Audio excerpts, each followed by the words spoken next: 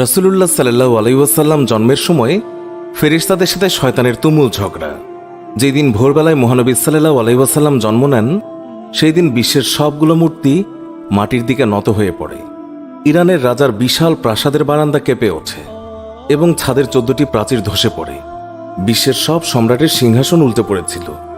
বিশ্বের সব রাজা বোবা হয়ে পড়েছিলেন, অর্থাৎ তারা কথা বলতে পারছিলেন না। সেদিন গণকদের সব জ্ঞান লুপ্ত হয় এবং জাদুকরদের জাদুগুলো অকার্যকর হয়ে পড়ে। বিশ্বনবী সাল্লাল্লাহু আলাইহি ওয়াসাল্লাম জন্মের সময় শয়তান তার সন্তানদের মধ্যে আর্তনাদ করে ওঠে। ফলে সবগুলো শয়তান তার কাছে এসে বলে, কেন এত পেরেশান বা উদ্বিগ্ন হয়েছ?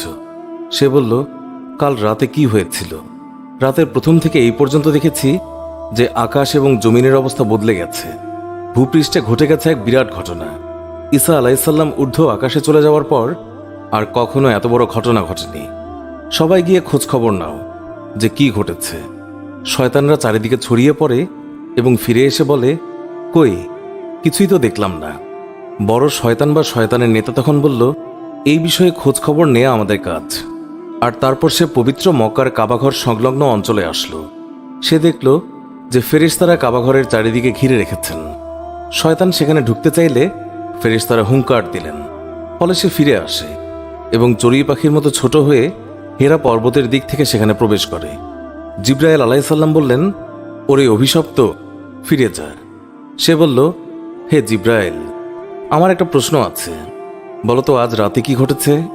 জিবরাইল আলাইহিসসালাম বললেন, সর্বশ্রেষ্ঠ নবী মুহাম্মদুর রাসূলুল্লাহ সাল্লাল্লাহু আলাইহি ওয়াসাল্লাম আজ রাতে জন্ম নিয়েছেন। শয়তান প্রশ্ন করল, তার মধ্যে কি আমার কোনো কর্তৃত্বের অংশ আছে? সে তথা ইবলিস বা শয়তান আবার প্রশ্ন করল, তার উম্মতের মধ্যে কি আমার কোনো অংশ আছে? জিবরাইল আলাইহিসসালাম বললেন, হ্যাঁ। ইবলিস বলল, আমি সন্তুষ্ট হলাম। হযরত